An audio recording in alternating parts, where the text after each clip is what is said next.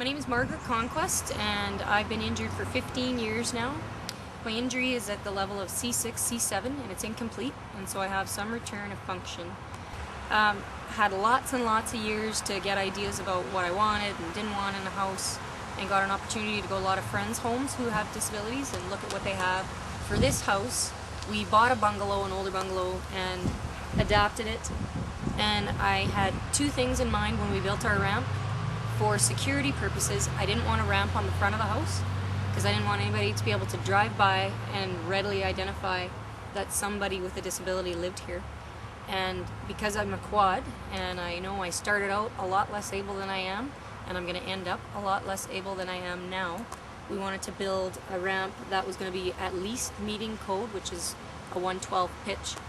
And we ended up building a ramp that's a switchback that has about a 124 pitch. Did all the entrances to the house. We wanted to think of different methods of leaving or egress for safety reasons. So there's 4 methods of leaving the house. 2 of them require no assistance. I can leave on my own, and that's through our home office as well as our kitchen area. There's small ramps and threshold bridges. There is another exit through the garage, which I have to take a platform lift down about 3 feet, 3.5 feet, and then if absolutely necessary, I can leave through our front door. So we, instead of key locks, we decided to put in keypads, and they're on all the doors in the house.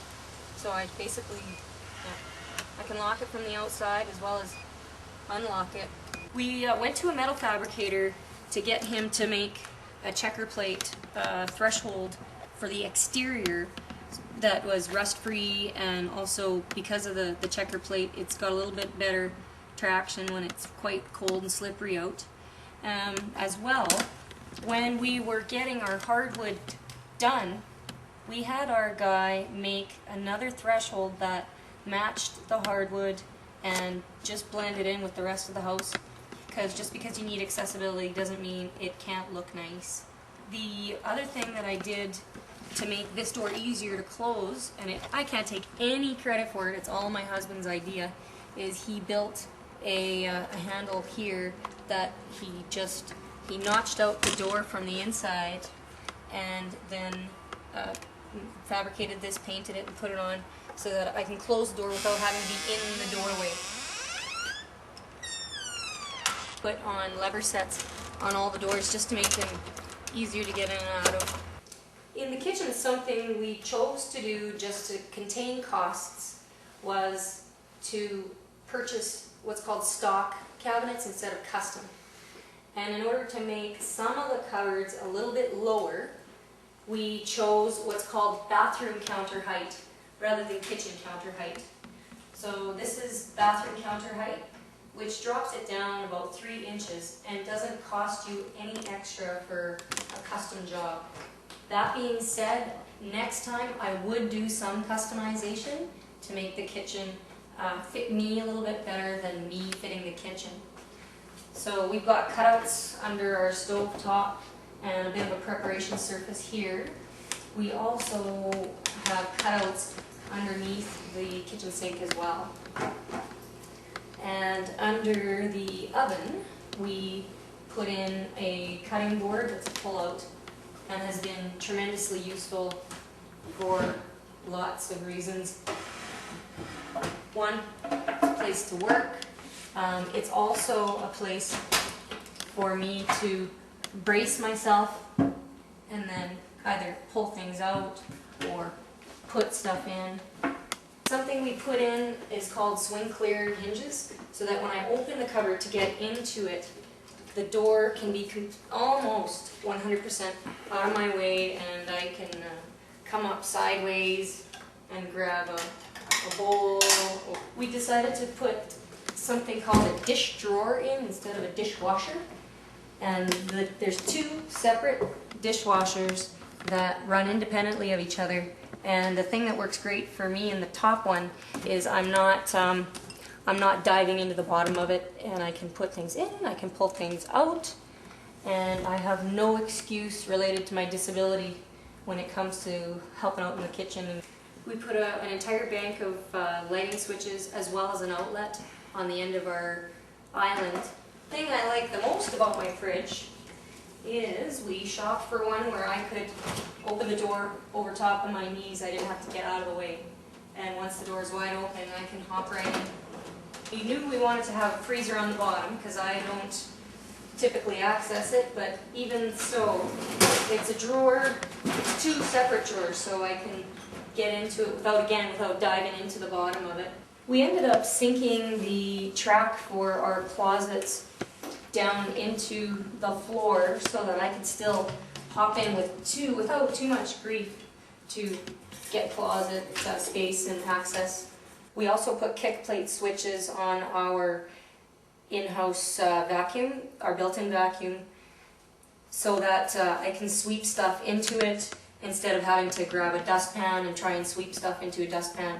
I just open it either using the broom or using my reacher stick to turn it on and turn it off. One of the things that I've found absolutely invaluable is the pole that I have by the bed. It's not only something that I use to sit up or transfer into bed for, but it's been really useful for me to switch position at night with minimal assistance from my husband, so I don't have to disturb him in his sleep as much as I might without it. Decided to put a bank of switches at the head of the bed so that I can hop into bed when I'm by myself and get the lights off.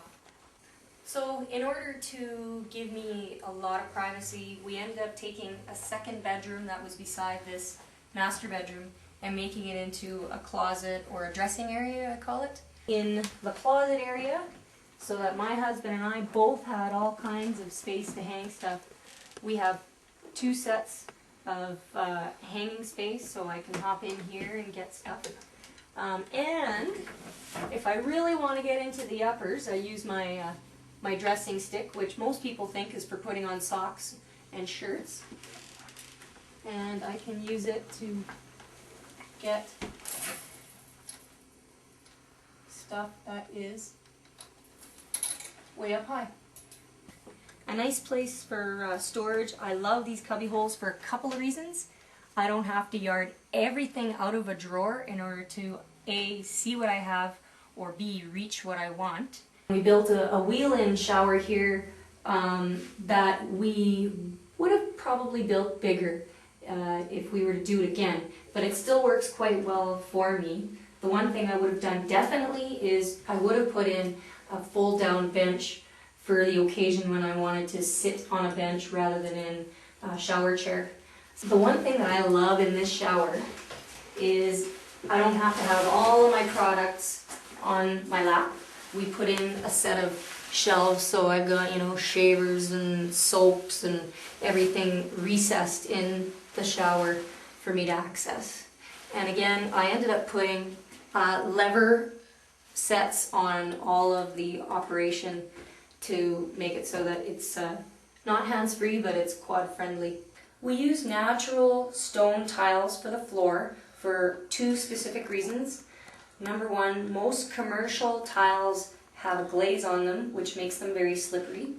The second thing is natural tile warms to room temperature very quickly. So if you're a cold-blooded quadriplegic, it can be tough to keep a room warm. And we also sloped the floor towards the drain in the shower. We looked at a variety of sinks, and believe it or not, I picked this out because I like the look of it, but it also happened to be their disabled sink. And something to think about when you're shopping for your sinks is to make sure that your drains are as close to the back of the sink as possible. The benefit there is that all your plumbing is far away from your knees, and you're not going to get burnt, and you're going to have better access to the underside of your sink. We took up one of the closets in the house to make an elevator shaft. And so we got your standard Concord elevator with one of the doors and doorways in it. And it's a push and go elevator, so once you hit the button, you don't need to hang on to it. It just carries on all the way down till you reach your destination.